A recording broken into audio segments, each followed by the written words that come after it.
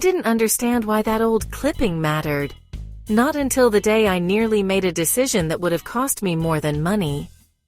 It slipped out of Gran Betty's recipe book like it always did. Creased, yellowed, stubborn. A photo of Warren Buffett, his face circled in red ink. I remember laughing.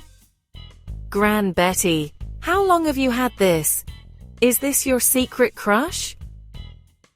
Gran Betty didn't even look up at first. She just smiled to herself and said, "Oh, darling, I fancy the pants off that man.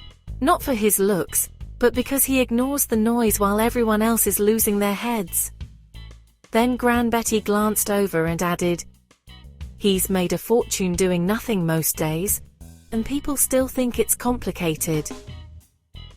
At the time, it felt like just another one of Gran Betty's lines. But it wasn't. Because not long after, I found myself staring at my phone, watching a can't-miss investment explode everywhere. Charts climbing, people celebrating. It felt like the whole world was getting rich without me. And I felt it. That pull, that quiet panic of being left behind. I was seconds away from putting my money in. Then, clear as anything, Gran Betty's voice cut through it. "If you feel rushed, darling, it's already too late." I froze. And for once, I listened. But I wish I could say that was the first time I learned that lesson. It wasn't. There was a time before that, one I don't talk about much, where I ignored Gran Betty completely. I chased something exciting. It went up fast. And then it didn't. I remember refreshing my screen over and over, convincing myself it would bounce back. It didn't.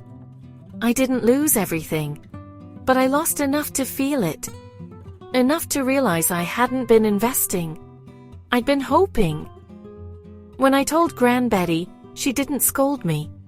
She didn't say, "I told you so."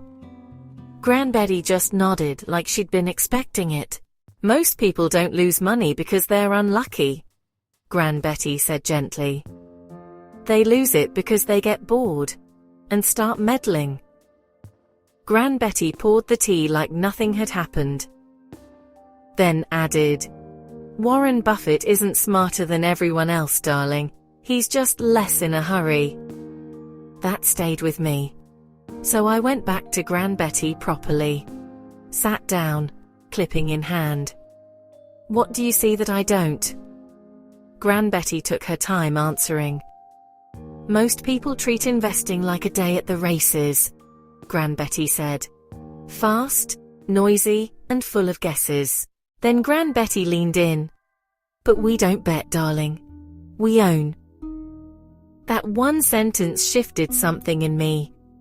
Because I realized I'd never been thinking like an owner. I'd been thinking like someone trying to get lucky. If you wouldn't own it for 10 years, don't you dare own it for 10 minutes. He doesn't buy stocks. He buys businesses. That's why he sleeps at night. I started noticing Gran Betty after that. Not just what Gran Betty said, but how Gran Betty lived. The way Gran Betty ignored urgency. The way Gran Betty never reacted just because everyone else was reacting. One afternoon I tried again, explaining another company. Big promises. Big future. Big excitement. Gran Betty listened patiently. Then Gran Betty reached for the biscuit tin. "I understand this," Gran Betty said. "I know why people buy it. I know they'll buy it next year and 20 years from now." Gran Betty looked at me. "Do you understand yours like that?"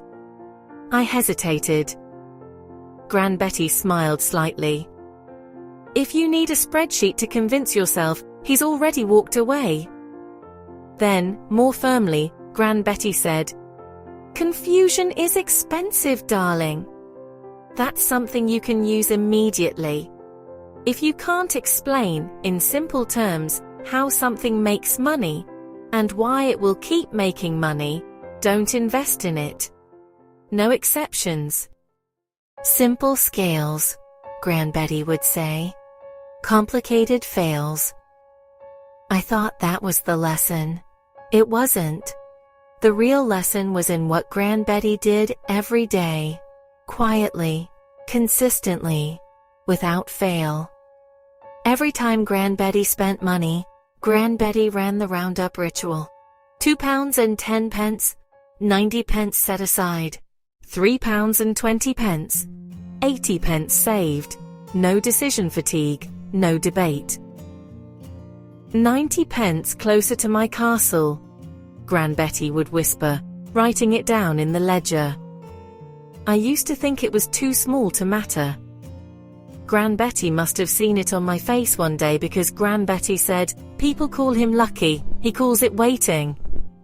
That's when something clicked. Gran Betty wasn't building through big wins. Gran Betty was building through systems. And you can copy it exactly. You earn, you spend, you round up, you invest the difference, you repeat.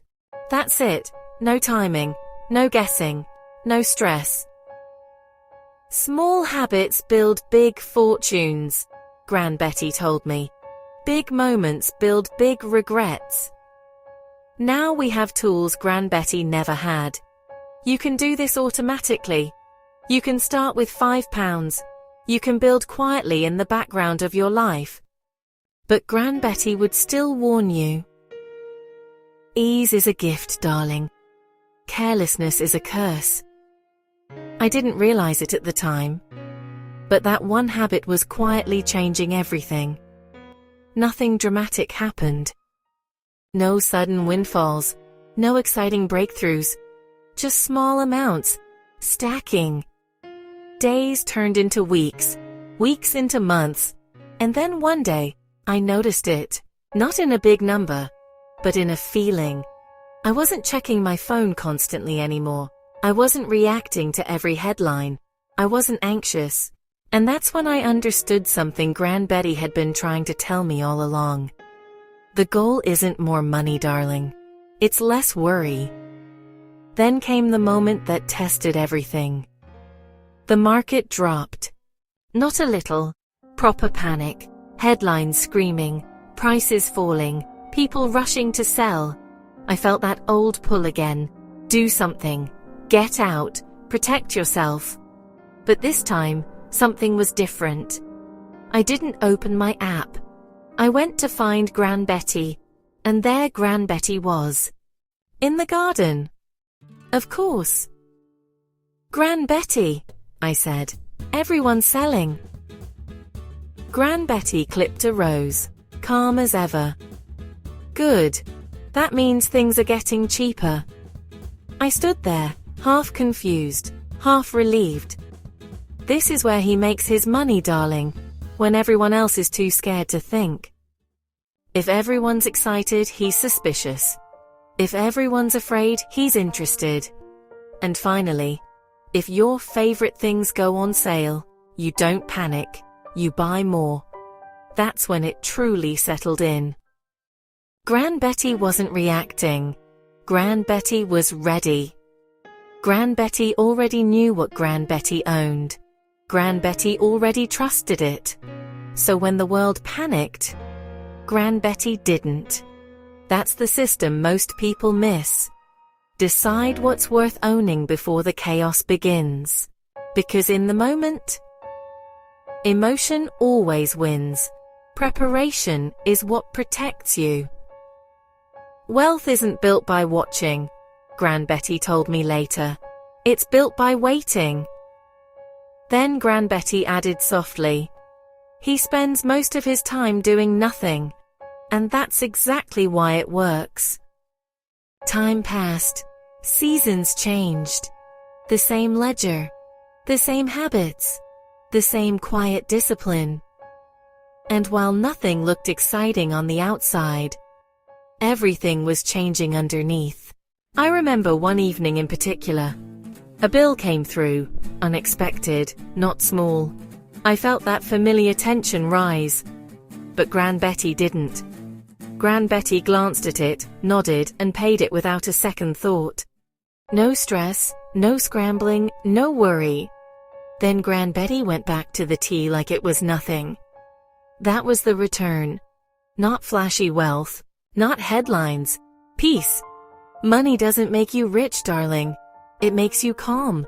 And that's when I realized something else. Most people are chasing numbers. Gran Betty was building freedom. You don't need to be smarter, Gran Betty told me once. Just steadier. Now I don't chase noise anymore. I don't rush decisions. I don't confuse movement with progress. I follow the system. I think long-term. I build quietly. And for the first time, I understand what Gran Betty saw in that clipping. Why Gran Betty kept it. Why Gran Betty circled his face. It wasn't admiration. It was recognition. Same patience. Same discipline. Same refusal to be rushed. He didn't win by being first. He won by lasting. And that's the part most people miss. It's not about chasing the next big thing. Own the always thing, darling. Because if you keep following the noise, you'll always feel behind. Always guessing. Always reacting. But if you build like Gran Betty, slow, steady, certain, you stop chasing and start arriving. So if you're ready to stop gambling and start building something that actually lasts, like this video so more people can hear what Gran Betty understood years ago. Share it with someone who needs to hear this before they make an expensive mistake. And subscribe if you want more of Gran Betty's wisdom, the kind that actually works when things get uncertain. And don't stop here. Go and watch Gran Betty's Money Wisdom series next. That's where Gran Betty shows exactly how the castle was built, step by step, habit by habit, pound by pound. Because the noise will always be there. The only question is, will you follow it? Or finally ignore it?